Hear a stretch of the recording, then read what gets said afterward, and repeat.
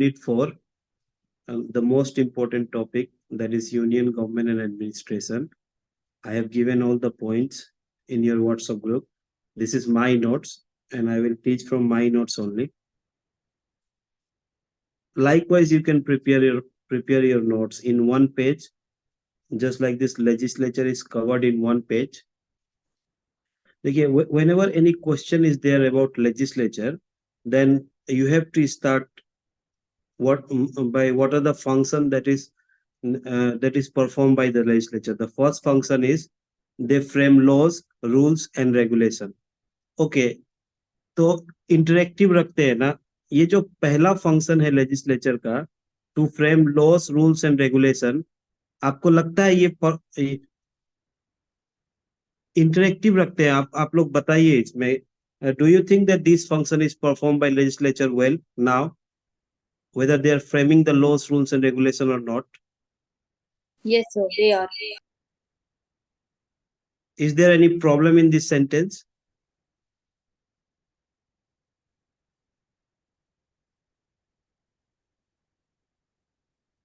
But they are not framing all the laws through the means of ordinances.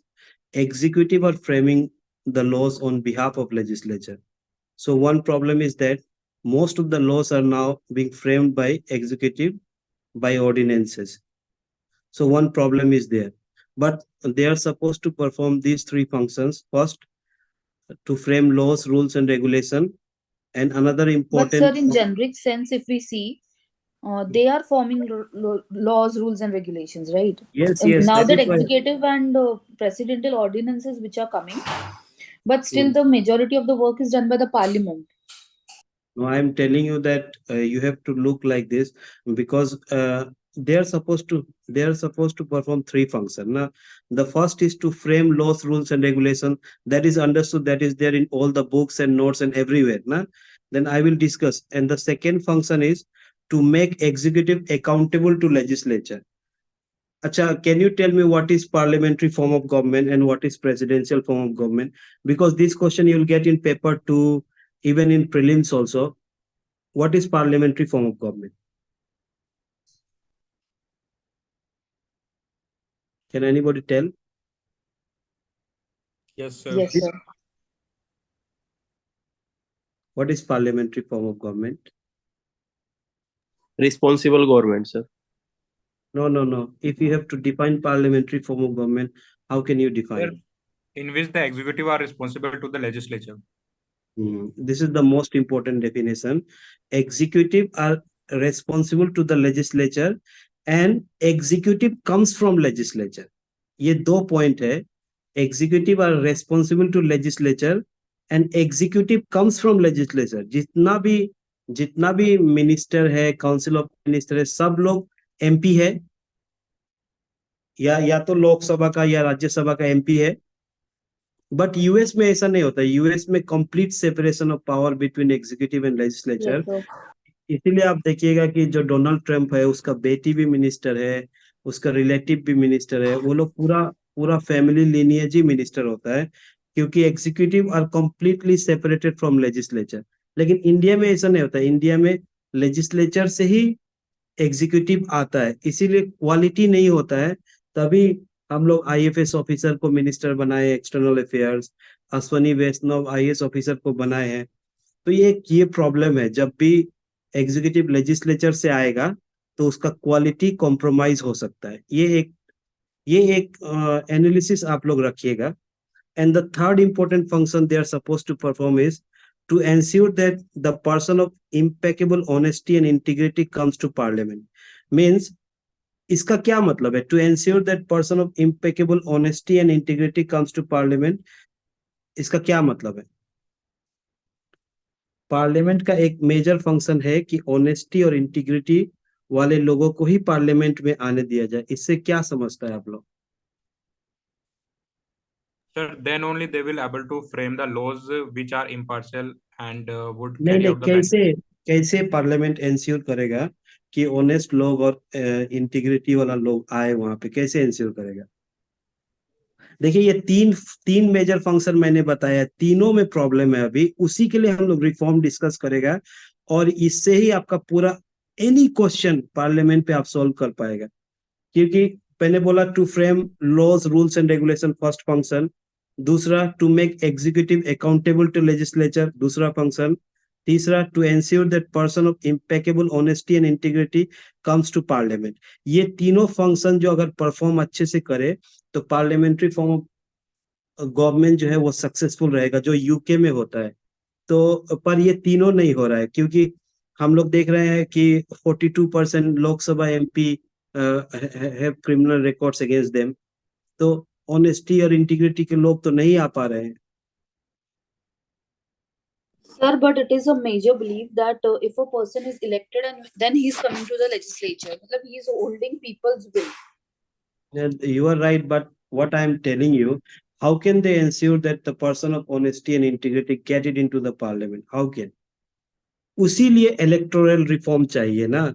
First देखिए, to make executive accountable to legislature, इसका क्या क्या instrument है? What are the instrument? पहला, confidence and no confidence motion, passing of budgets, question hour, zero hour, committee system, adjournment motion. मैं एक committee system को लेता हूं कि एग्जीक्यूटिव को कैसे अकाउंटेबल किया जाता है। कमिटी सिस्टम में एक पब्लिक अकाउंट कमिटी होता है, जो जितना भी फाइनेंशियल एक्सपेंडिचर होता है और केक का रिपोर्ट होता है, उस बेसिस पे वो लोग जो एग्जीक्यूटिव है उसको अकाउंटेबल करते हैं। पर प्रॉब्लम ये है ना, ये तीनों फंक्शन तभी इंडिया में परफॉर्म होगा जब एब्सोल्यूट मेजोरिटी नहीं होगा। ये आप समझिए, अगर एब्सोल्यूट मेजोरिटी हुआ तो ये कोई फंक्शन परफॉर्म होना जरूरी नहीं है। क्योंकि कमिटी में, जैसे मान लीजिए पब्लिक अकाउंट कमिटी में 22 मेंबर है, और 22 मेंबर में most of the decision are taken on the basis of majority, and if most of the members are from ruling party only, then how can this committee will control the legislature, the executive? और वैसे उसी हिसाब से means हम लोग का parliament, ये analysis एक पॉइंट है, ये आपको बुक में नहीं मिलेगा। हमारा पार्लियामेंट बेस्ट फंक्शन तभी करता है जब कोलिजन गवर्नमेंट हो, जहां एब्सोल्यूट मेजोरिटी हुआ, 2/3 मेजोरिटी, या फिर एब्सोल्यूट मेजोरिटी मतलब 274 के ऊपर भी हुआ। तो ये जितना भी इंस्ट्रूमेंट है उन लोग को अकाउंटेबल रखने के लिए, ये कोई भी सक्सेसफुल नहीं होगा। आप देखिए 2022 में, So 2022 में ओनली 56 डेज बिजनेस हुआ है। तो वो लोग तो पार्लियामेंट को कोई रिगार्ड ही नहीं है ना। 365 डेज में वो लोग सिर्फ 56 डेज ही बिजनेस कर पा रहा है। how can we say that the government works best in coalition government time? मतलब तब तो डिसीजंस लेने के लिए ज्यादा दिक्कत होती है। नहीं, लेकिन फिर वो ये जो डिसीजन डिसीजन तो सबसे इजी डिक्टेटरशिप में लिया जाता है ना। तो डिक्टेटरशिप तो हमें नहीं चाहिए ना। Dictatorship में single person can take any decision. Means what I am saying that in parliamentary form of government, this executive will be accountable to legislature in India only when there is a coalition government. अगर absolute majority वाला government होगा तो नहीं हो पाएगा। मतलब कोई भी देखिए, जैसे passing of the budgets, 2 minutes में बजट पास होता है। और कोई भी देखिए, confidence no confidence motion, majority है, कभी भी ले लो, वही लोग जीतेंगे जो मेजोरिटी में है। कमिटी सिस्टम में भी मेजोरिटी रूलिंग पार्टी का ही होगा, तो वो भी उसको अकाउंटेबल नहीं कर पाएगा। एडजॉर्नमेंट मोशन, अगर आप मोशन भी लाए, उसमें भी वो लोग मेजोरिटी में होंगे।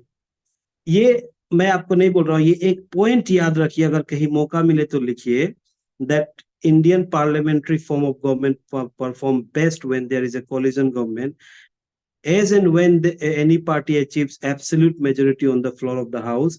Then this second statement, this executive is accountable to legislature, ये possible नहीं। अब अभी क्या हो रहा है, एग्जीक्यूटिव जो चाह रहा है वही लेजिस्लेचर कर रहा है।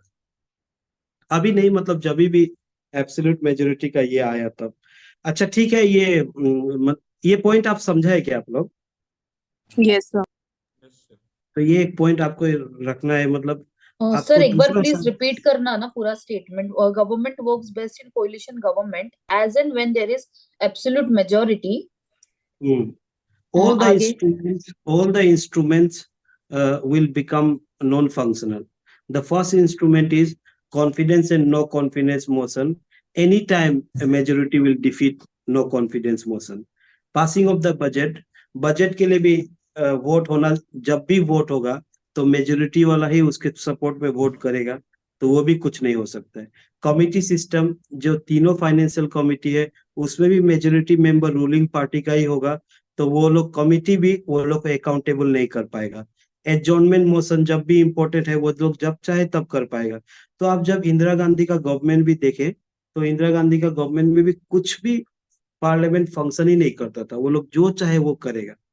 ये सब बस किताब में लिखने के लिए ठीक है, बट आंसर में आपको लिखना चाहिए ऐसे कि ये मेन काम तो मैंने बता दिया कि पार्लियामेंट का क्या क्या होता है, ये तीनों पॉइंट बता दिया, पर उसका आप एनालिसिस आपको पता होना पड़ेगा. ये ओनली इन डेफिनेशन है. As soon as any party achieves absolute majority on the floor of the house, then all these instruments will become dysfunctional.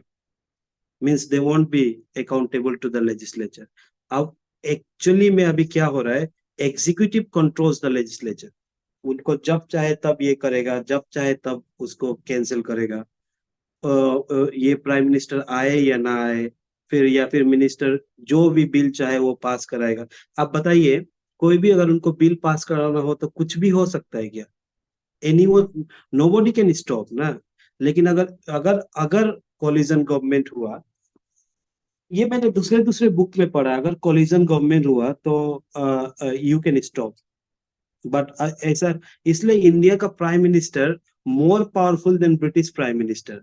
और अगर 2/3 मेजोरिटी राज्यसभा में हुआ तो वो प्रेसिडेंट ऑफ यूएस से भी ज्यादा पावरफुल है.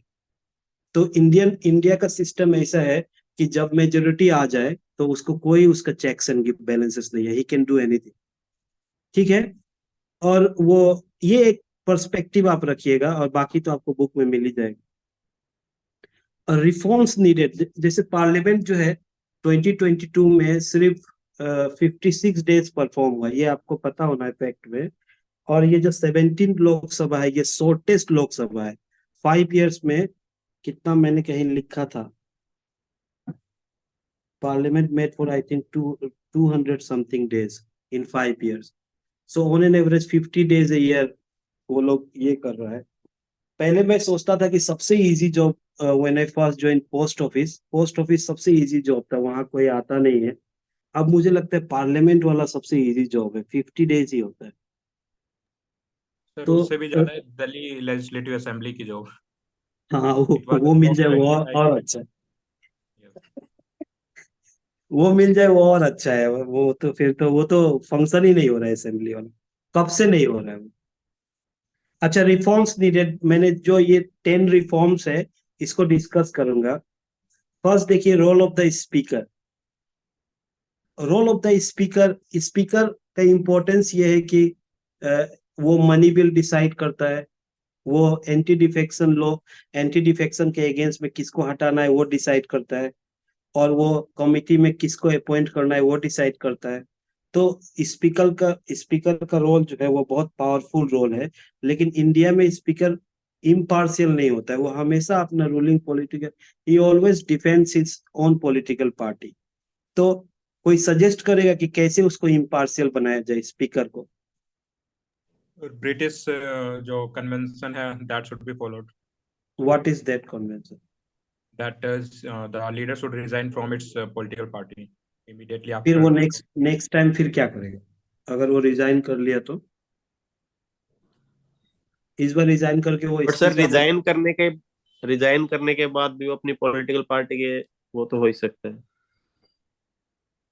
नहीं, वो सेकेंड एआरसी का, वो ब्रिटिश का आपने सही बताया, बट सेकेंड एआरसी का सजेशन ये है, स्पीकर को इम्पार्शियल रहने के लिए, the moment he become the speaker of Lok Sabha और the vice president of India, जैसे आपने कहा, he should resign from his political party, और उसको नेक्स्ट लोकसभा में ऑटोमेटिकली अपॉइंट हो जाना चाहिए, उसको इलेक्शन कंडक्ट नहीं करना चाहिए.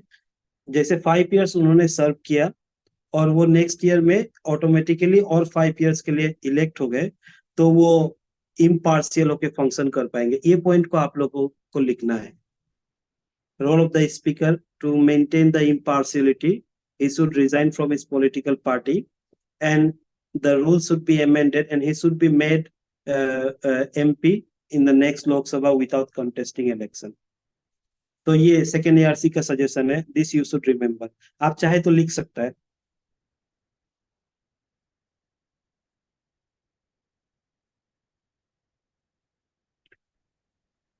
और दूसरा रिफॉर्म्स क्या नीडेड है कि वो लोग 56 डेज ही वर्क कर पा Excuse रहा है। me, sir. Hmm. Sir, can you repeat that point? Impartiality one. Impartiality वाला ये है कि the moment he becomes the speaker of लोक सभा, ही should resign from his political party and then he should be re-elected in the Lok Sabha without contesting election. Then only he can maintain impartiality.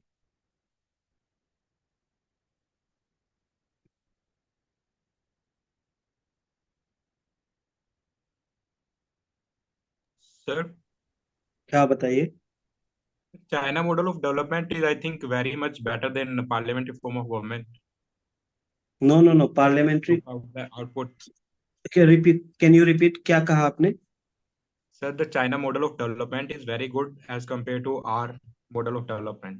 लेकिन China का नाम लिखते ही अगर answer वाला जो check कर रहा है वो देखेगा ना, वो आपका आंसर काट देगा। वो सब नहीं लिखना है। चाइना को तो हम लोग किसी भी ये में बेस्ट ये नहीं मानता है ना, हम लोग तो ब्रिटिश और अमेरिकन से ही कंपेयर करना सही रहेगा मेरे हिसाब से। आपका पॉइंट वैलिड हो सकता है, पर चाइना But यूज sir, नहीं इसको लिख कीजिए। नहीं सकते। हाँ, आप वो नहीं लिखेंगे। चाइना पाकिस्तान ये सब देखते ही मतलब चाइना का तो हम लोग हर चीज क्रिटिसाइज करता है ना। उनका डेवलपमेंट मॉडल गलत है, उनका वन चाइल्ड पॉलिसी गलत है, उन लोग का फिगर गलत है, उन लोग का हर चीज गलत है। उन लोग का जो आर्मी का जो वेपन है वो भी डुप्लीकेट है।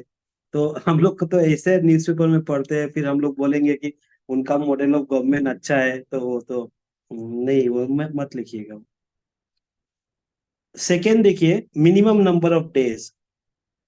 क्या ये रूल होना चाहिए क्या, मिनिमम नंबर ऑफ डेज? बताइए।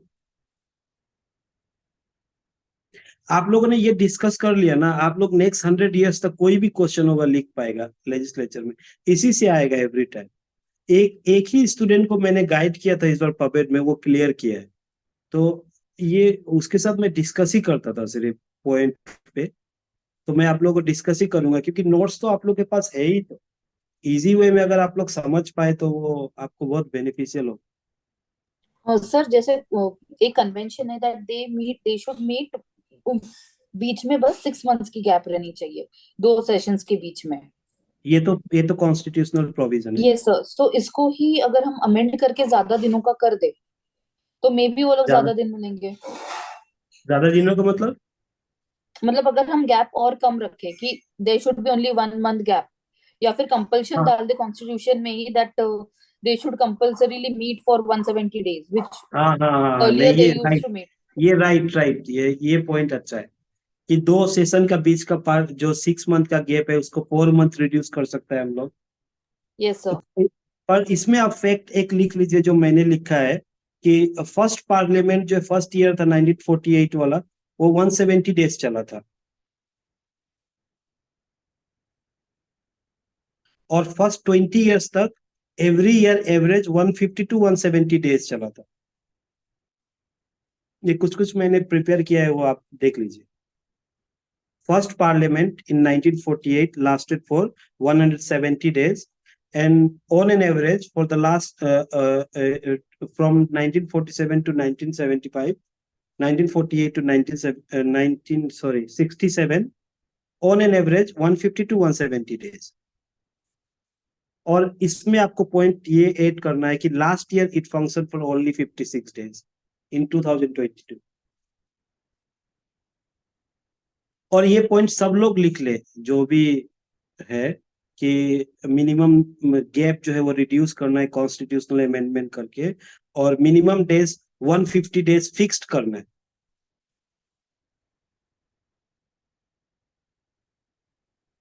Otherwise there salary and perks should be reduced.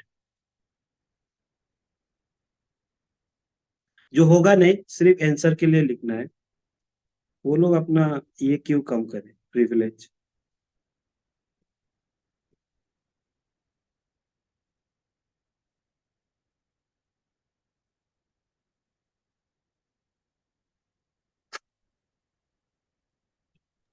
Excuse me, sir. हाँ बताइए। Can we say like reducing the gap will increase productivity in simpler terms? What? In simple terms, can we say like reducing the gap will increase the productivity? But productivity, how can they increase the productivity? Reduce the gap Like is of their sufficient, I think. working, like No, it will be again. It is difficult to define their productivity. A bill, how many bills are passed in one session? उससे ही productivity decide होता है. तो वो productivity आप चाहे तो लिख ले, पर ये तो सिर्फ सर days का बट बात है. अगर वो 100 बिल पास कर दे और उस पर डिस्कशन ही ना हो तो वो फिर हम्म. प्रोडक्टिविटी नहीं होगा ना। फिर हाँ, वो भी productivity नहीं होगा. फिर यहाँ पे हम तो product कंपैरिजन डाल सकते हैं, क्या लाइक चीज?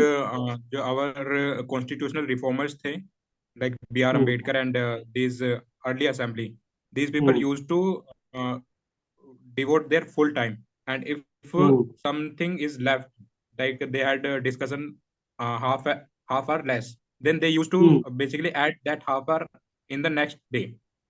हम्म. Okay. That I had studied somewhere. Yeah. So this kind of something basically required. ठीक है, पर ये पॉइंट भी ठीक है, पर आप बस इसमें मिनिमम नंबर ऑफ डेज का बोला है, तो डेज लिखे है, प्रोडक्टिविटी डिस्कशन बाद में करेंगे. ठीक है, वो थर्ड पॉइंट देखिए, गुइलेटाइन शुड बी रिमूव्ड. गुइलेटाइन क्या होता है? It is a French word. Without discussion जब पास हो जाता है बिल्स, बुलेटिन जितनी भी चीजें सब अंदर like very brutal budget terms में डिस्कशन नहीं वो होता काट है, दें। बजट भी डिस्कशन नहीं होता है. जैसे बजट का important provision they use to discuss, and rest of the provisions are guillotine. तो गुइलेटाइन को रूल्स ऑफ प्रोसीड्यूर से रिमूव कर देना चाहिए. It should be remove from the rules of procedure of both Lok Sabha and Rajya Sabha. ऐसा लिख लीजिए.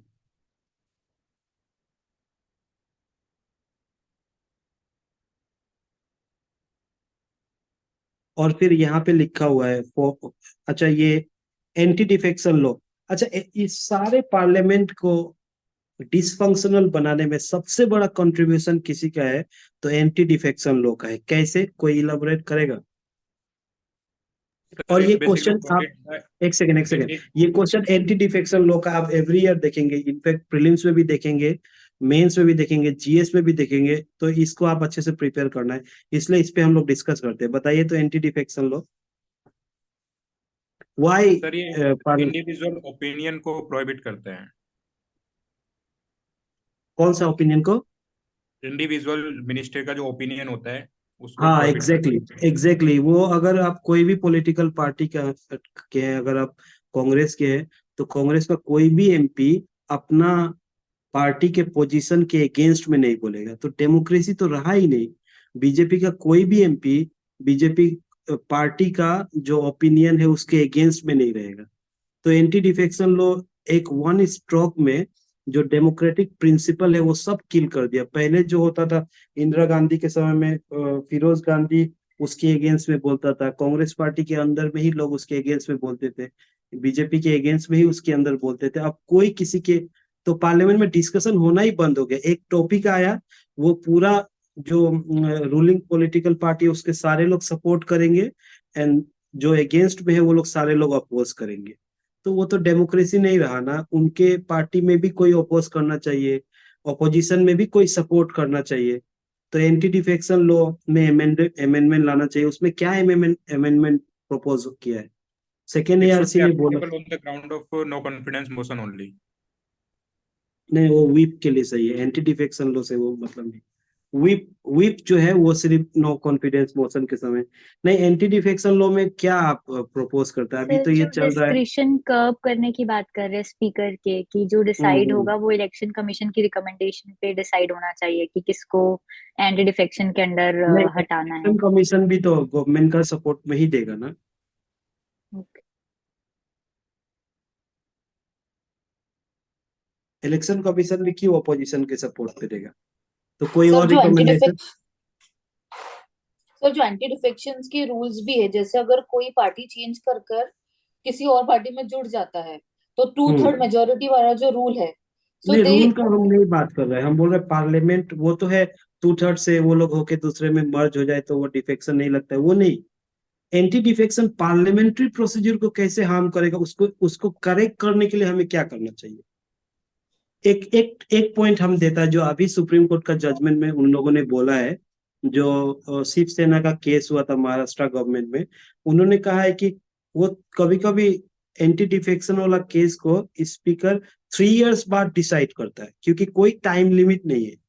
कभी 5 इयर्स बाद डिसाइड करेगा, वो तब तक इलेक्शन ही हो जाएगा। तो उसमें उन लोगों ने बोला है कि वो उसको मतलब फर्स्ट इंस्टेंस में ये करना, तो हमको लगता है इसमें एंटी, हमको नहीं लगता है, कॉन्स्टिट्यूशनल एक्सपर्ट लोगों को लगता है कि एंटी डिफेक्शन लॉ का एक टाइम पीरियड होना है जहाँ पे स्पीकर डिसाइड करे, और स्पीकर का वो एंटी डिफेक्शन लॉ डिसाइड करने का पावर वहां से ले लेना है और उसको प्रेसिडेंट और गवर्नर को देना है। और प्रेसिडेंट और गवर्नर भी इंडिपेंडेंटली उसको डिसाइड नहीं करना है, वो एक कॉन्स्टिट्यूशनल बॉडी बनाना है जिसमें 4-5 मेंबर हो, उनके रिकमेंडेशन पे वो डिसाइड करना है। क्योंकि प्रेसिडेंट भी तो गवर्नमेंट के सपोर्ट में ही देगा, गवर्नर भी गवर्नमेंट के सपोर्ट में ही देगा। अगर हम लोग एक 5 मेंबर का कमिटी बनाए जिसमें कॉन्स्टिट्यूशनल एक्सपर्ट्स हो और वो जिसमें जुडिशरी ये सब भी हो, उनका उनका जो ये होगा रिकमेंडेशन, उसके बेस पे डिसीजन लेना है। तो ये मेरा नहीं है, सेकेंड एआरसी का रिकमेंडेशन है कि anti defection law should be decided by president and governor as the case may be, and then it should be decided on the basis of the recommendation of constitutional expert consisting of 4 to 5 members and members from judiciary also। ठीक है, ये second ARC का recommendation है, ये लिख लीजिए। बस ये पॉइंट को ही डिफाइन करना है और इसको ही लिख देना है, then you will get good marks. Problem ये है ना, लेजिस्लेचर को लेके लक्ष्मीकांत में 100 पेजेस है, और भी आप लोग का मटेरियल में भी है, आप कैसे करके इसको श्रिंक कर सकते हैं, उसी पे आप लोग को मार्क मिलेगा। जैसे देखिए, लेजिस्लेचर को मैंने एक ही पेज में लिखा है सारा, और उसी को आप लोगों को डिस्कस कर रहा हूँ, और कल मैं जुडिशरी का सारा पॉइंट डिस्कस करूंगा, और क्वेश्चन यहीं से ही आएगा। और आपको इतना ही पेज में ही लिखना होगा, क्योंकि आप कितना नॉलेजेबल है इससे उनको कोई मतलब नहीं है, आपने कितना लिखा है उस पे ही मतलब है, कितना पॉइंट डाला है, रेलिवेंट पॉइंट दिया है उस पे मतलब है। पर एंटी डिफेक्शन के ऊपर अलग से भी क्वेश्चन आता है 10 मार्क्स 15 मार्क्स का, तो वो आपको पता होना है। रूल जैसे आपने बताया 2/3, ये सबको पता होना है। पर मोस्ट इंपोर्टेंट कि वो डिसाइड कौन करेगा एंटी डिफेक्शन, तो वो लिखिएगा president and governor on the basis of the recommendation of constitutional expert, and time limit decide होना है कि इतने दिन में डिसाइड हो जाए। ठीक है जी सर। अब उसके बाद एक पॉइंट है ऑर्डिनेंसेस। ऑर्डिनेंसेस का वजह से पार्लियामेंट कैसे डिक्लाइन हुआ।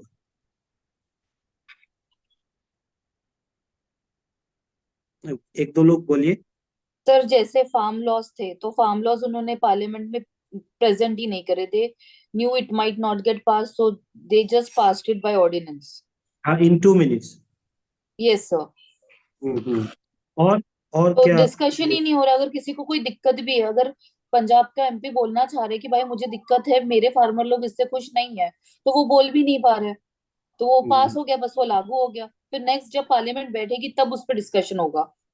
उसका बाद जो रूल है ना, जो आप लोगों ने लक्ष्मीकांत में पढ़ा होगा कि सर, 6 और वीक्स। ऑर्डिनेंस का भी यूज किया जाता है बार बार लेजिस्लेचर के उसको टर्न ओवर करने के लिए, बाईपास, जैसे बिहार में बाईपास होने बाईपास के लिए। करने के लिए। राइट राइट, उसमें आप एक पॉइंट और ऐड कर लीजिए कि बहुत सारे 1967 के बाद राज्यसभा में किसी पार्टी का मेजोरिटी आया ही नहीं। राज्यसभा में हमेशा गवर्नमेंट, अभी भी इतना सारा स्टेट रूल करने के बाद भी बीजेपी के पास 100 एमपी ही है। तो राज्यसभा को भी बाईपास करने के लिए वो लोग ऑर्डिनेंसेस यूज करता है, और ऑर्डिनेंसेस को जुडिशियल रिव्यू में बहुत रेयरली जुडिशरी उसको चेक करता है। तो जुडिशरी को भी बाईपास करने का तरीका भी ऑर्डिनेंस है। ऑर्डिनेंस अगर फंडामेंटल राइट और बहुत इंपॉर्टेंट चीज को वायलेट ना करे, तो जुडिशरी भी रिव्यू नहीं करता है। तो बाईपास वो राज्यसभा को भी करेगा और बाईपास वो जुडिशरी को भी करेगा। और इसको ठीक करने के लिए, पर सुप्रीम कोर्ट का जजमेंट ये है कि ऑर्डिनेंसेस आर लीगल, तो वो होना चाहिए, क्योंकि administration is a continuous activity, तो उन लोगों को डिसीजन हमेशा लेना होता है, और parliament meet for 56 days only. तो ऑर्डिनेंसेस जरूरी है, लेकिन it should be under emergency situation. एक पॉइंट आपका ये होना है, it should be under emergency situation. और उसके बाद ऑर्डिनेंसेस को हम लोग 6 वीक जैसे ही पार्लियामेंट रिकमेंस हो, फर्स्ट चीज की वो लोग ऑर्डिनेंस को ही लेना है पार्लियामेंट में, और सारा बिजनेस को ये तो सस्पेंड ऑलरेडी कर। है ना, ये तो हाँ कन्वेंशन है, हाँ, बट ये फॉलो नहीं होता है। नहीं वही 6 लिखना है मंथ हमें। हाँ वही ठीक है। लिखना है हमें। वही लिखना है हमें, बाकी क्या कर। पर इसको हम लोग लॉ बना सकता है कि फिर जैसे ही फर्स्ट। खत्म हो जाता है सेशन, वो वापस ऑर्डिनेंस पास कर देते हैं, फिर सेशन आता है, फिर रुक जाता है, वही चल रहा है।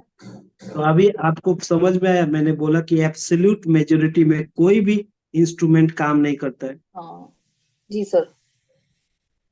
कोई भी इंस्ट्रूमेंट, ये हम लोग लिखने के लिए लिखेंगे, यहाँ पे कितना भी है कोई भी काम नहीं करेगा, आपको बस नंबर चाहिए ना, नंबर लिखिए। पर वो सब लिखिएगा ऑर्डिनेंस में क्या क्या इशू है जो मैंने बताया।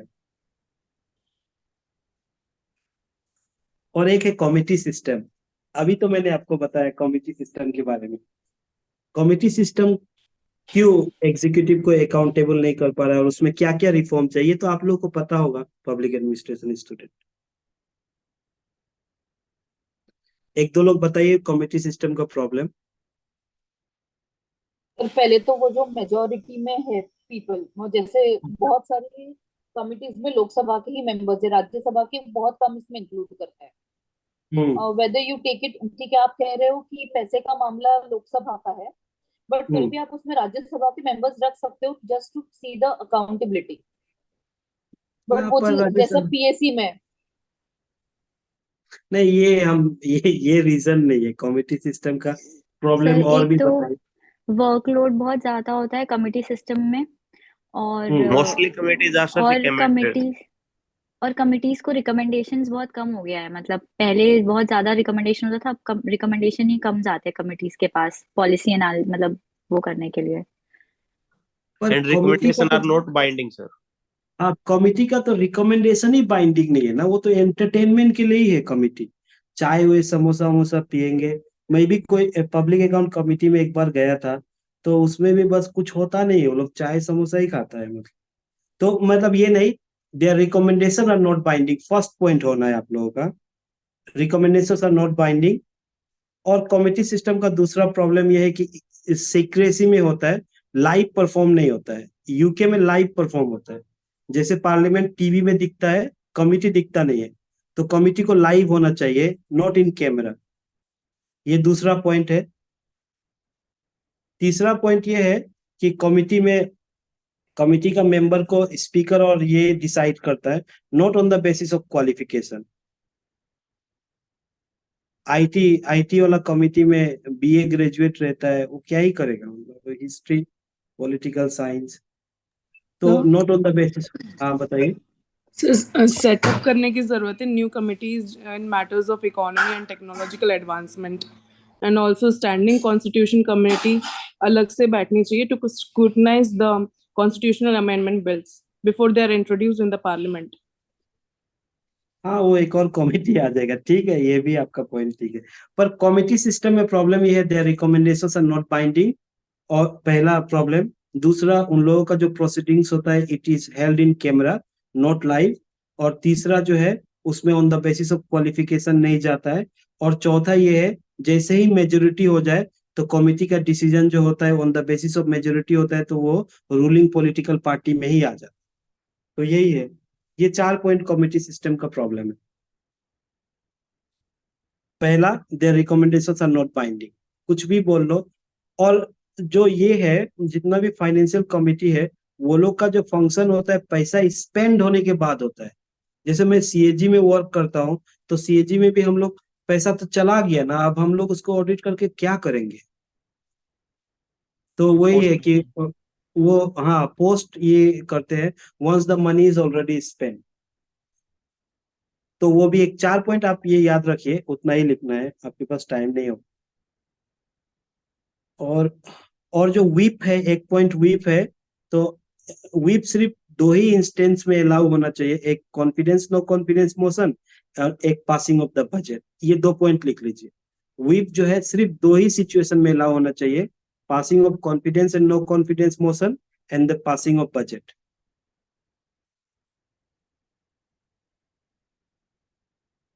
बाकी समय में whip should not be allowed, parliamentary system को स्ट्रेंथन करने के लिए। और ये जो मेरा थर्ड पॉइंट था लेजिस्लेचर का, to ensure that the person of impeccable honesty and integrity comes to parliament. और एक और पॉइंट है, बजट जो है it should be discussed holistically. और उसका एक फैक्ट मैंने दिया है अपने नोट्स पे कि फर्स्ट बजट जो था 1948 का, वो 45 डेज तक डिस्कस हुआ था।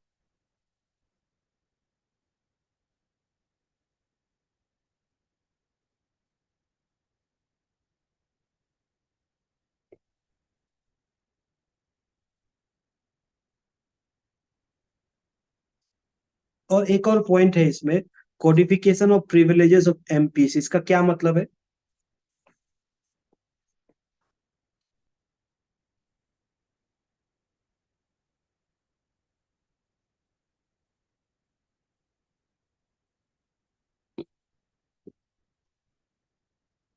Means sir, they should be clearly written.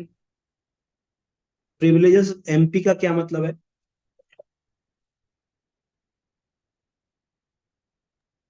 So what they get from the government side, the bungalow, car, services, everything. नहीं, वो तो Sir, नहीं, that they are protected in वो the नहीं। parliament, whatever they are discussing, है ना, they have privileges hmm, regarding to that. हाँ, वही पार्लियामेंट के अंदर में जो भी कुछ करे उनको प्रोटेक्टेड है। इसमें एक ये था कि जो झारखंड मुक्ति मोर्चा एमपी ही वो उसने सुप्रीम कोर्ट में कहा कि मैंने ब्राइब लिया है, बट स्टिल सुप्रीम कोर्ट बोला कि तब मैं क्या कुछ नहीं कर सकता हूँ, because they have the privileges.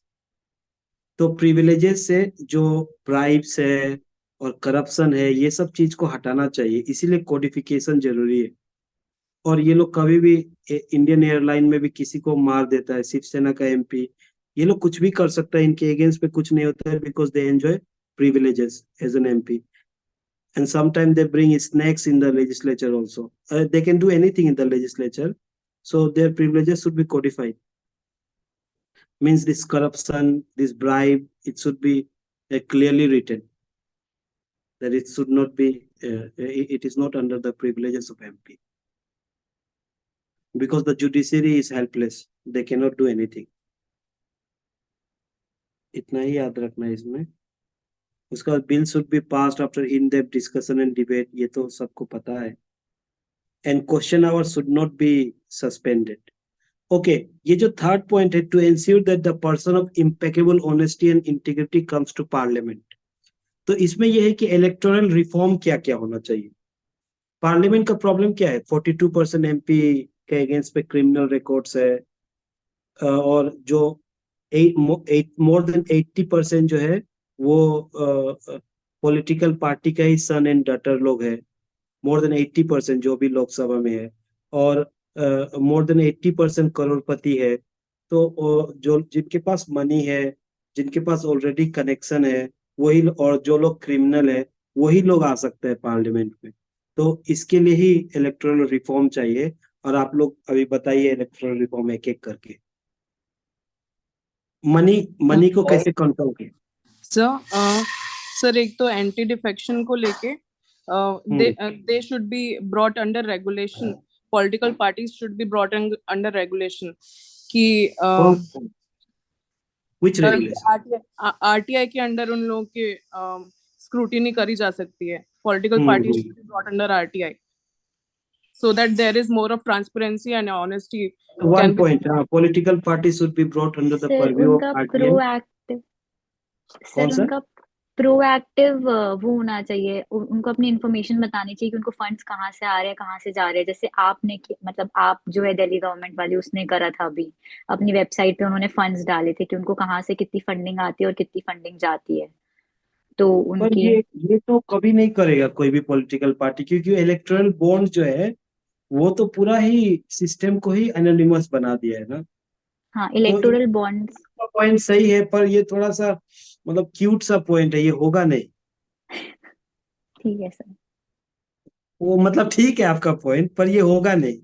जैसे आपने कहा political party should be come under the purview of RTI, लिख सकता है, पॉइंट है, ये भी होगा नहीं। रोल ऑफ मनी को कैसे कंट्रोल करे, क्योंकि 2019 के लोकसभा में 60,000 करोड़ स्पेंड हुआ है, इसका रिकॉर्ड है 60,000 करोड़। और रूल ये है कि एक एमपी 70 लाख से ज्यादा स्पेंड नहीं करना चाहिए सर पर एक एवरी। तो कि जितनी पॉलिटिकल पार्टीज इलेक्शन में खड़ी हो रही है ना, उनको ही सिर्फ फंडिंग आनी चाहिए। ऐसा बहुत होता है कि जो पॉलिटिकल पार्टीज खड़ी नहीं होती वो भी फंडिंग गैदर कर लेती है इलेक्शन के टाइम पे। तो एक तो राइट। ये रिफॉर्म आना चाहिए, हाँ, इलेक्टोरल क्योंकि रिफॉर्म। इंडिया में 3,000 से ज्यादा पॉलिटिकल पार्टी है। वो सारा बिजनेस हाउसेस लोग अपना अपना पॉलिटिकल पार्टी बना लेता है, पैसा टैक्स बचाने के लिए, कि टैक्स फ्री भी है ये लोग। तो ये लोग टैक्स के परव्यू में भी आना चाहिए। पर रोल ऑफ मनी को कंट्रोल करने का क्या तरीका है, मतलब कोई तरीका सबसे बड़ा प्रॉब्लम तो ये है कि 70 लाख उन लोगों का जो ये है वो बहुत कम है, जो प्रैक्टिकल नहीं है। उसको बढ़ा के एटलीस्ट 3-4 करोड़ तो करना चाहिए। और पॉलिटिकल पार्टी सिर्फ एमपी कितना, एक कैंडिडेट कितना खर्च करेगा वो लिमिट में है, पॉलिटिकल पार्टी कितना भी खर्चा करे उसका कोई लिमिट नहीं है। तो ये लोग सब अपना पैसा पॉलिटिकल पार्टी के थ्रू रूट करके खर्च करता है। तो पॉलिटिकल पार्टी का भी लिमिट फिक्स करना चाहिए कि आप लोग इतना खर्च करना चाहिए, आप लोग इससे ज्यादा खर्च नहीं करना चाहिए। तो पहला पॉइंट तो सर ये है कि हाँ। सर और मतलब जो इलेक्टोरल बॉन्ड्स होते हैं उसमें कैश में जो दिया जाता है उसको चेक डोनेशन में कर देना चाहिए, ताकि पता चल जाए पर कि कहाँ से। इसीलिए मैं ऐसे डिस्कशन कर रहा हूँ। आप एक बात बताइए, किसी को भी पता नहीं है कि कौन किसको दे रहा है, और जो इलेक्ट्रल बॉन्ड है वो सिर्फ एसबीआई में वो लोग देता है और एनोनिमस होता है। अभी आपको हाँ। मैं एक डेटा देता हूँ कि इलेक्ट्रल बॉन्ड में 50% से ज्यादा सिर्फ बीजेपी को मिला है सेंट्रल गवर्नमेंट पे, और जो भी स्टेट का रूलिंग गवर्नमेंट है वो सबको 49% मिला है। तो जितना भी ओपोजिशन है इंडिया में उसको इलेक्ट्रल बॉन्ड में 1% ही मिला। तो सर ये तो बाकी भी जो डोनेशंस है उनको अपन चेक्स में कर सकते हैं rather देन कैश। इस पॉइंट को कंप्लीट होने दीजिए। इलेक्ट्रल बॉन्ड में एनोनिमिटी है, लेकिन वो ओके। एसबीआई को दे रहा है, तो सिर्फ गवर्नमेंट जान पा रहा है कि ये पैसा कहाँ से आ रहा है। तो अगर कोई कोई कॉरपोरेट है, मान लीजिए बजाज है, बजाज थोड़ी कांग्रेस को देगा, क्योंकि बीजेपी को तो पता चल जाएगा ना कि कांग्रेस को बजाज दे रहा है। तो ये तो मतलब इलेक्ट्रल बॉन्ड तो सबसे बड़ा अटैक है इंडियन डेमोक्रेसी पे, क्योंकि वो एसबीआई में ही देना है, और एसबीआई को पता है, एसबीआई गवर्नमेंट के पास है। तो सब मोर देन 90%, 80% के आसपास तो सिर्फ बीजेपी को ही मिल रहा है। तो इलेक्ट्रल बॉन्ड में तो पूरा ही रिफॉर्म लाना चाहिए, डायरेक्टली साइट पे रख देना चाहिए कि किस किस ने किस किस को दिया है, तब कोई इशू नहीं होगा। अगर पता नहीं हो तो उस पर अटैक होगा ना गवर्नमेंट का। Yes sir. पब्लिक को पता लगना है कि ये इन्होंने इन्होंने इतना इतना दिया है। अब सर तो ऐसा वही हो रहा है चीज। जैसे कि छत्तीसगढ़ गवर्नमेंट है, तो वो कांग्रेस रूल स्टेट था। तो वो लोग क्या कर रहा था कि वहां से पैसा लेके, वहां के जितने भी कॉर्पोरेट को लेके वो लोग अलग अलग स्टेट में इलेक्शन लड़ रहा था। तो वो लोग क्या कर रहा था कि सारा erectile bond ruling political party को ही मिल रहा था छत्तीसगढ़ में। तो ये तो प्रॉब्लमेटिक है ना, वहां में दूसरा पार्टी को मिलेगा ही नहीं, सेम बीजेपी का ही होता है। तो इलेक्ट्रल बॉन्ड बहुत बड़ा अटैक है इंडियन पार्लियामेंट को, और उसको रिफॉर्म लाना चाहिए, उसमें ट्रांसपेरेंसी रहना चाहिए। इतना लिख दीजिए, पर कुछ होगा नहीं, पर आप लिख दीजिएगा। और ये है erectile role of money power में, ये कि पॉलिटिकल पार्टी को लिमिट सेट होना है कि आप इतना स्पेंड कर सकते हैं। और जितना भी सेल पॉलिटिकल पार्टी है जो कंटेस्ट नहीं कर रहा है उसको डीरेगुलेट करना है। तीसरा जो है इलेक्ट्रल बॉन्ड में रिफॉर्म लाना है, क्योंकि वो disproportionality favouring the ruling political party at the centre. और फंडिंग ऑफ इलेक्शन में भी हो सकता है कि कहाँ से, इस पे आप लोग वो डिस्कस कर सकता है कि स्टेट फंडिंग ऑफ इलेक्शन होना चाहिए कि नहीं होना चाहिए। और क्रिमिनल जो 42% है उसको कम करने के लिए क्या करना चाहिए।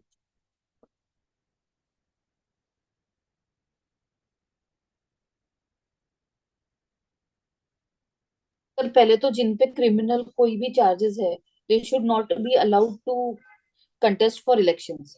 तो ओपोजिशन सेकंड, पार्टी, जैसे मेरे ऊपर ओपोजिशन पार्टी ने केस कर दिया, और वो ट्रू है कि फॉल्स है, तो पता नहीं फिर मुझे अलाउ नहीं होगा, तो ये तो अच्छा नहीं है, नेचुरल जस्टिस के अगेंस्ट है। सर जो अपोजिशन पे कन्विक्टेड है सिर्फ उनको ही नहीं अलाउ होना चाहिए, मतलब जो प्रूफ्ड है कि क्रिमिनल है, और बाकी के जो क्रिमिनल केसेस चल रहे हैं उनके लिए फास्ट ट्रैक कोर्ट्स सेटअप करने चाहिए, ताकि जो भी ये प्रोसीडिंग एक है वो पॉइंट जल्दी। सबसे इम्पोर्टेंट है कि उन लोगों के लिए फास्ट ट्रैक कोर्ट सेटअप होना चाहिए, जो टाइम बाउंड मैनर में उनका केस को डिसाइड करे। And once it is decided, उन लोगों को 6 साल के लिए बैन करना चाहिए। क्योंकि वो किसी के अगेंस्ट में क्रिमिनल केसेस है, वो तो आधा ट्रू होगा आधा फॉल्स होगा, तो उसके बेसिस पे नहीं। हम लोग को बस एक ही पॉइंट इसमें देना है कि फास्ट ट्रैक कोर्ट होना है, और उनका टाइम बाउंड मैनर में डिसाइड करना है। And once they are convicted, उन लोग को 6 साल के लिए डिस्क्वालिफाइड कर देना है। यही एक पॉइंट आप लोग डालिएगा, बाकी ये कभी होगा नहीं, पर कोई बात नहीं। सर पर जो लोग अपनी सजा भी काट कर आते, even they are allowed to contest for elections. इसलिए तो 6 इयर्स के तो लिए बैन है ना। जैसे लालू प्रसाद का 6 इयर्स होने ही वाला है, अब वो भी कंटेस्ट करेगा। तो sir we can put a lifetime of ban ना, if they are convicted even once. हाँ, पर ये थोड़ा रिकमेंडेशन थोड़ा हार्श हो गया, क्योंकि इंडिया में तो क्रिमिनल लोग नहीं रहेगा तो फिर कैसे होगा। ठीक है, पर ये मत दीजिएगा लाइफ टाइम वाला, थोड़ा हार्ड हो गया। गवर्नमेंट रिकमेंडेशन जो होता है, कमिटी सिस्टम जो डिसाइड करता है हमेशा 2 टर्म, 6 इयर्स मतलब 2 टर्म आप कंटेस्ट नहीं कर सकते हैं। ठीक है, वो वही डालिएगा, वही लिखिएगा। जी सर। तो समराइज मैं कर रहा हूँ फिर से लेजिस्लेचर का कोई भी क्वेश्चन आए, इंट्रोडक्शन में लिखना है, they perform 3 function to frame rules, laws rules and regulation. दूसरा जो फंक्शन है, to make executive accountable to legislature, continuous accountability of executive. उसका इंस्ट्रूमेंट अगर जानना है तो confidence motion, budget, question hour, committee adjournment, ये दे देना है। एंड थर्ड इंपॉर्टेंट फंक्शन जो है, to ensure that the person of impeccable honesty and integrity comes to parliament, since the quality of executive depends upon the quality. और reforms क्या क्या होना है, स्पीकर का जो रोल है वो इम्पार्शियल बनाने का कोशिश करना है। तो ब्रिटिश सिस्टम हम लोग के ये करना है, ब्रिटिश सिस्टम इंडिया में लाना है, और उसको स्पीकर बनते ही रिजाइन कर देना है, और नेक्स्ट लोकसभा में उसको ऑटोमेटिकली अपॉइंट कर देना है। दूसरा है कि minimum number of days decide होना है, 150 टू 170 डेज के बीच में कोई मिनिमम नंबर ऑफ डेज होना है, ताकि ये अच्छे से परफॉर्म करे। Guillotine should be remove from parliamentary procedure, और bill should be passed after in depth discussion and debate. Anti defection law को अमेंड करना है। एंटी डिफेक्शन में यह है कि स्पीकर का जो पावर है डिफेक्शन डिसाइड का, वो वहां से लेके प्रेसिडेंट और गवर्नर को देना है, और वो लोग खुद डिसीजन नहीं लेना है। एक कमिटी बनाना है कॉन्स्टिट्यूशनल एक्सपर्ट का, जिसमें 4-5 मेंबर हो, उनके रिकमेंडेशन पे डिफेक्शन डिसाइड होना है। और डिफेक्शन जो है वो डिसाइड होने का टाइम पीरियड होना चाहिए। उसका बाद है व्हिप सिर्फ 2 ही इंस्टेंस में इशू होना है, एक confidence motion, no confidence motion, दूसरा पासिंग ऑफ बजट। क्योंकि बजट अगर पास नहीं हो तब भी काउंसिल ऑफ मिनिस्टर को रिजाइन करना होता है। और तीसरा जो है, प्रिविलेजेस ऑफ एमपी को ये करना चाहिए, कोडिफाई करना है।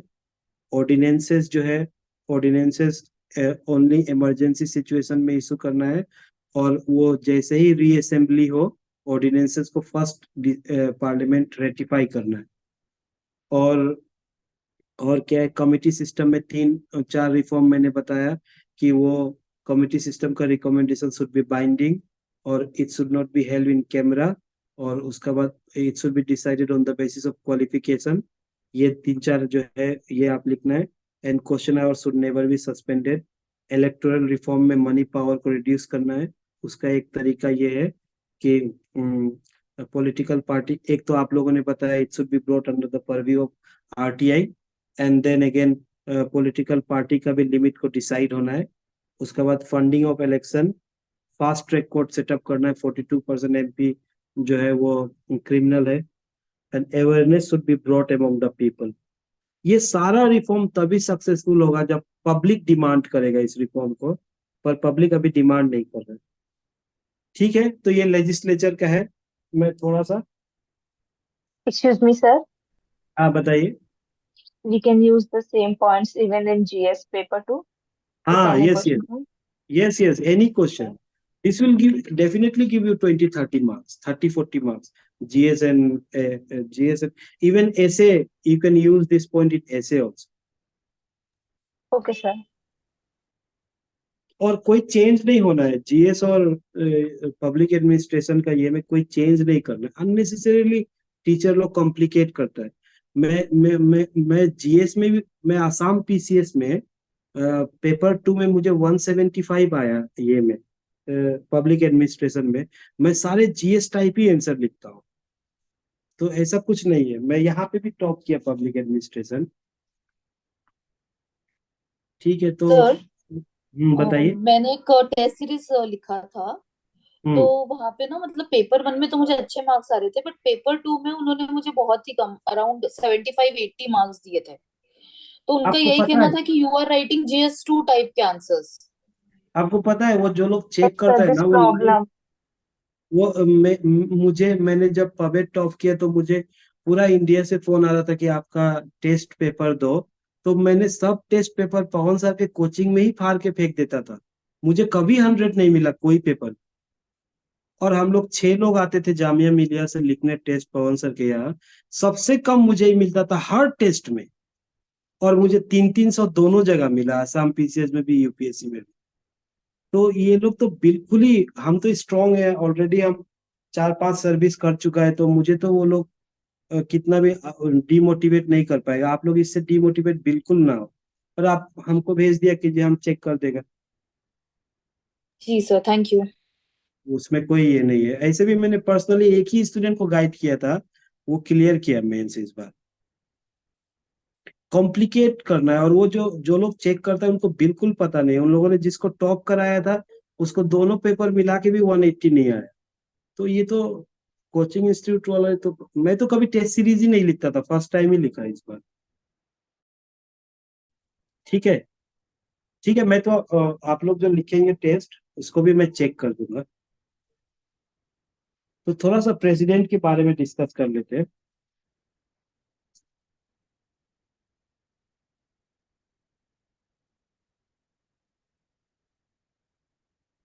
एक छोटा सा एग्जांपल मैं आप लोगों को व्हाट्सएप में भेज रहा हूँ, देख लीजिए। We can take 2 minutes break.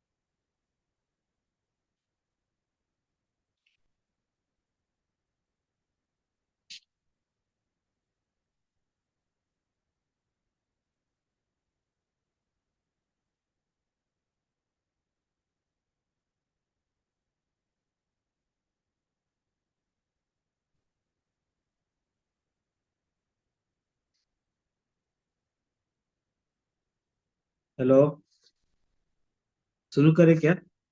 Yes sir. अच्छा, एक बार आप लोग सब एक एक लाइन में हमको इंट्रोड्यूस कर दीजिए, तो एक हमको पता चल जाएगा। अच्छा छोड़िए वो, हम लोग वो प्रेसिडेंट। अच्छा, one question, why should there be a president of India? इसका आंसर क्या होगा? प्रेसिडेंट क्यों होना चाहिए इंडिया में? प्रेसिडेंट तो कुछ करता नहीं है, अवार्ड सिर्फ बांटता है, एंड उसका तो कोई काम नहीं है, 350 रूम्स में रहता है। Why should there be president of India? कोई जरूरत है प्रेसिडेंट का इंडिया में? अच्छा, रिपब्लिक क्या होता है बताइए, व्हाट इज रिपब्लिक? ये प्रीलिम्स में भी आता रहता है। इंडिया इज अ रिपब्लिक, उसका क्या मतलब है? मैं सबसे पूछूंगा, दो सर तीन वेयर लोग head of the state is the president. नहीं नहीं, वो रिपब्लिक का डेफिनेशन नहीं है। कोई और?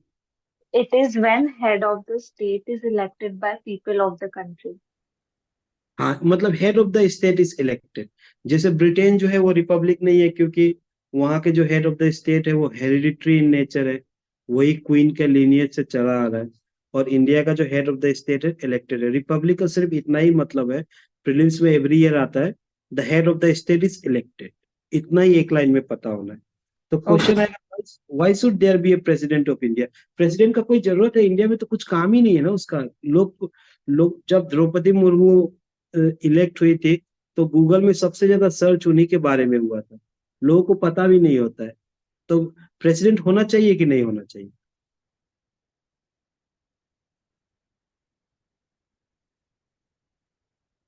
एग्जीक्यूटिव शुरू किया है हम लोगों ने, एग्जीक्यूटिव।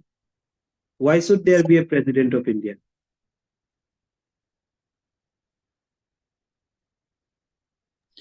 सर प्रेसिडेंट का रोल ऑर्डिनेंस में भी आता है, और कोई भी बिल को एक वापस रीचेक करके बिल बनाने के लिए, एक्ट इम्प्लीमेंट करने के लिए। तो नहीं भी वो होता तब भी तो चलेगा ना। वो तो अगर पास हो गया पार्लियामेंट, तो अगर वो नहीं भी होता तो वो एक्ट हो जाता। वो एक लेयर ही तो बना ना, पार्लियामेंट के ऊपर में एक लेयर बना कि वो भी साइन करना है। पर वो नहीं भी होता तो चलता। But sir, he is head of the state and all the decisions are taken under his name. पर हाँ, ठीक है, आपका पॉइंट देख लिया। सब लोग थोड़ा थोड़ा कंट्रीब्यूट करें इसमें। प्रेसिडेंट क्यों होना चाहिए? Why he is so important? To protect sir all to the please ठीक है ठीक है Karthik to protect deserve and defend the constitution sir. Defend, can you elaborate? Defend the constitution कैसे? सर लाइक पार्टी चेंज होता है ना, तो जब डिजर्व नहीं होना इसलिए दूसरा, परमानेंट। अनम्यूट कर ले। हाँ बताइए। हाँ सर, मतलब पार्टी चेंज होता है, इलेक्शन होता है, तो डिजर्व नहीं होने के लिए वो परमानेंट रहते हैं। और कोई बोलिए, प्रेसिडेंट क्यों होना चाहिए?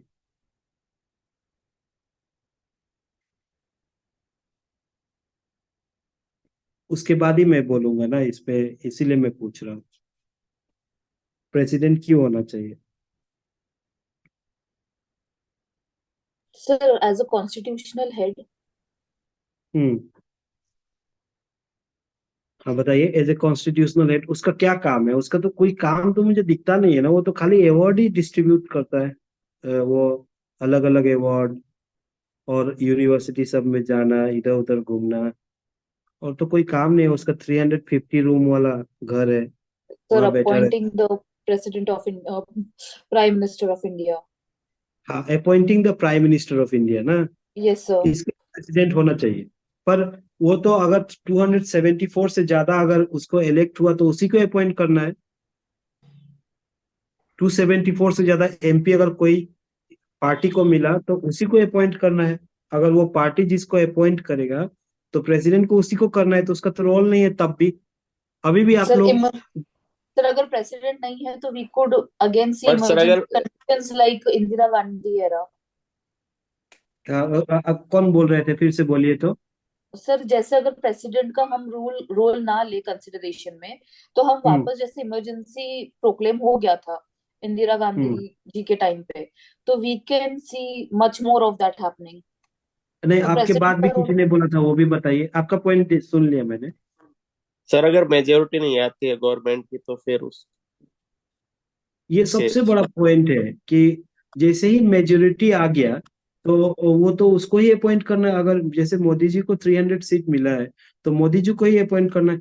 पर अगर 274 के नीचे आया तो वो तो किसी को मेजोरिटी नहीं है, तो उस केस में प्रेसिडेंट का रोल होता है। ये एक पॉइंट है। पर इससे भी इंपॉर्टेंट पॉइंट ये है कि अगर कोई पार्टी को 2/3 मेजोरिटी मिल जाए लोकसभा और राज्यसभा में, तो वो डिक्टेटर बन जाएगा। He can do anything. If any party enjoys absolute majority in both the houses of parliament, then he can do anything. उस केस में प्रेसिडेंट होना इसलिए जरूरी है क्योंकि उसके पास पॉकेट वीटो है। कोई भी लॉ पास हो और वो जाए प्रेसिडेंट के पास, तो प्रेसिडेंट अगर लगे कि ये फंडामेंटल राइट को वायलेट कर रहा है तो वो उसको साइन नहीं करेगा। तो इवन 2/3 मेजोरिटी होने का बाद भी प्रेसिडेंट चाहे तो कोई भी बिल को वो साइन होने से रोक सकता है। मनी बिल ये सब अलग चीज है, पर वो बिल को रोक सकता है क्योंकि उसके पास पॉकेट वेटो है। और पॉकेट वेटो का कोई टाइम लिमिट नहीं है। एक तो ये है। और आपको लाइन ये लिखना है, प्रेसिडेंट को इसलिए होना चाहिए in order to ensure constitutionalism, to have checks and balances in the system. और क्योंकि जुडिशरी का रोल बाद में आता है, अगर कोई लॉ पास हो गया जो अगेंस्ट द फंडामेंटल राइट है तो वो जुडिशरी में जाएगा, पर जुडिशरी का तो बाद में आएगा। उससे पहले रोकने के लिए प्रेसिडेंट होना जरूरी है। और एक पॉइंट, अगर 260 किसी पार्टी को मिला तो प्रेसिडेंट किसी को भी बुला सकता है गवर्नमेंट फॉर्म करने के लिए। तो इसीलिए वो जो वेंकट रमन का लाइन, प्रेसिडेंट का कोई भी क्वेश्चन हो, मैंने उसमें भी लिखा है अपने आंसर में, वो याद रखना है। मैं पढ़ के बताता हूँ, ये मैं हर क्वेश्चन में लिखता था। Venkatraman, he explained the role of the President of India in a parliamentary democracy. He said that the President of India is like an emergency light or lamp which should be switched on when the situation arises and should automatically be switched off when the situation returns to normalcy. ये हम हर जगह लिखा है, मैं आप लोग को अभी थोड़ा देर में दे दूंगा। तो प्रेसिडेंट इसलिए होना चाहिए कि जब भी मेजोरिटी ना आए तो वो किसी को रख सके और वो रूल कर सके। और कॉन्टिन्यूटी एडमिनिस्ट्रेशन का होने के लिए भी प्रेसिडेंट चाहिए कि कुछ हो गया प्राइम मिनिस्टर को तो कॉन्टिन्यूटी एडमिनिस्ट्रेशन सारा चीज प्रेसिडेंट के पास आ जाएगा। लेकिन अगर कोई पार्टी को मेजोरिटी ये मिल गया तो नॉर्मली उसका काम नहीं होता है। लेकिन अगर मेजोरिटी नहीं मिला तो वो सबसे पावरफुल इंडिविजुअल होता है इंडिया में president. If no party gets absolute majority on the floor of the house, then president is the most powerful person.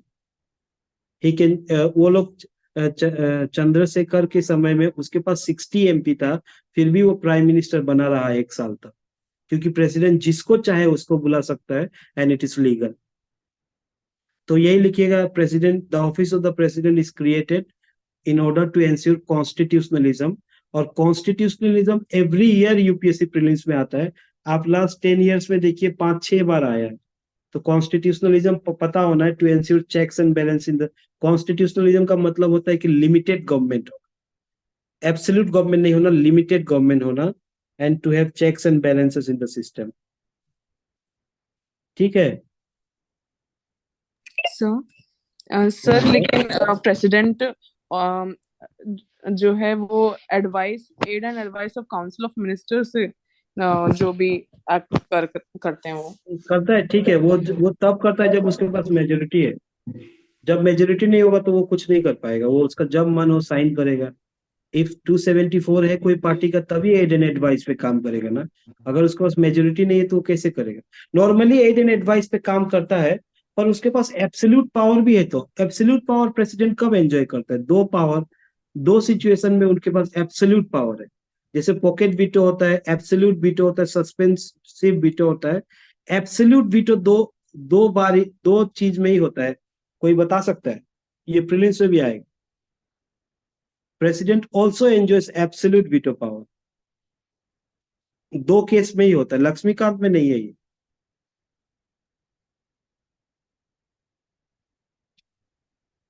President enjoy absolute veto under two circumstances.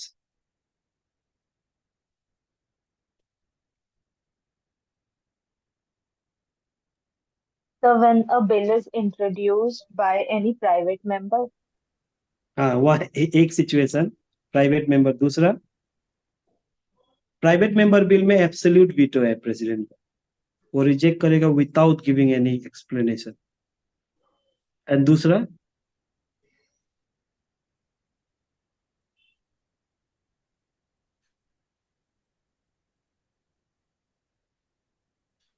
कल से सब लोग कंट्रीब्यूट करें ना, सारे लोग, 3-4 लोग ही बोल रहे हैं।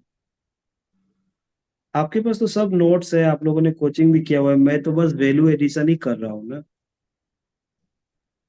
sir, when say in a situation when suppose uh, like the bill is already passed and after that the cabinet will be dismissed. No no no, that is not the point. दो ही situation, एक तो आपने बोला private member bill के case में, और दूसरा स्टेट मेंबर बिल, स्टेट का बिल, स्टेट लेजिस्लेचर का बिल में जो गवर्नर ने प्रेसिडेंट के लिए रिजर्व किया होता है। ये दो ही केस में प्रेसिडेंट के पास एब्सोल्यूट वीटो है। पर उसका मोस्ट इंपॉर्टेंट वीटो जो है वो पॉकेट वीटो है।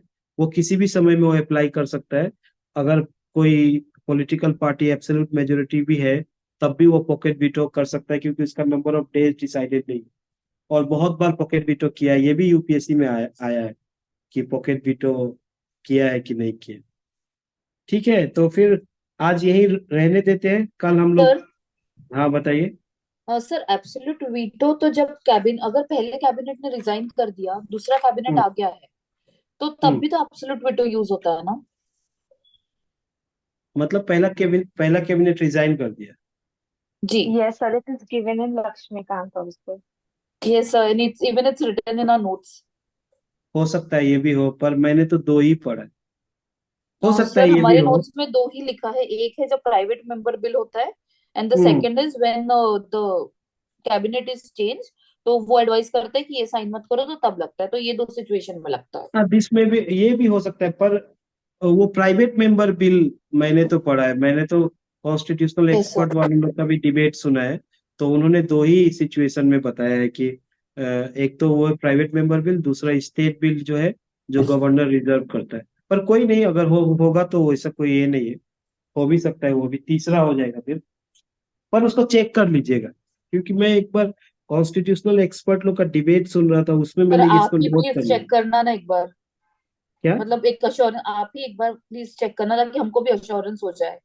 ठीक हम है ठीक है करेंगे बट। ठीक है ठीक है, ओके ओके। ठीक है, फिर आज रहने देते हैं, कल से सब लोग पार्टिसिपेट करें। कल मैं जुडिशरी और एग्जीक्यूटिव को पढ़ाऊंगा। और ये इसी टाइप से आप लोग एक एक पेज में एक एक टॉपिक प्रिपेयर करके रखें। मैंने ऐसे ही किया था, ताकि आप 2-3 डेज में पूरा सिलेबस रिवाइज कर पाए, तभी आप अच्छा आंसर लिख पाएगा। और जैसे लेजिस्लेचर का कोई भी एक क्वेश्चन आए, आंसर इतने ही पॉइंट पे ही होना चाहिए, इसके अलावा कुछ नहीं होना चाहिए। Okay sir. और मोस्टली आप लोग को रिफॉर्म पे फोकस करना है, रिफॉर्म। वाई मतलब public administration people are not getting good marks because they are not writing the reform. Issue तो यही है ना, हम लोग तो फैक्ट बेस्ड एग्जाम नहीं है हम लोगों का, एनालिसिस बेस्ड है। तो ठीक है, मैं मेरे पास भी जो भी कुछ है मैं शेयर कर दूंगा। और आप लोग कोचिंग इंस्टीट्यूट के आंसर से, मार्क्स से डिसहार्टेन नहीं होना है, क्योंकि मुझे भी सब में 100 से कम मिलता था। और वो लोग सब स्टूडेंट लोग ही चेक करता है। और आप लोग का जो बेस्ट आंसर होगा, बेस्ट ये होगा वो हमको भेज दीजिएगा एक एक, मैं चेक कर दूंगा। Okay sir. ठीक है, कल से सब लोग पार्टिसिपेट करेंगे। यस ठीक सर। है, आज कंक्लूड करते हैं। कल कल फिर मैं बता दूंगा, और मैं नोट्स आप लोग को दे दूंगा। वो जो मेरा नोट्स है उसका एक अलग आप लोग बना लीजिए। तो ये जो मेरा नोट्स है एक एक पेज का जो दे रहा हूँ, ये सब का आप लोग अपने राइटिंग पे लिख के रखिए एक नोटबुक में, ताकि रिवीजन में काम आए। Yes sir. ठीक है, फिर रख okay sir. Yes, sir. Thank you sir. Okay. Okay, good night. Thank you sir, good night sir. Thank you, thank you.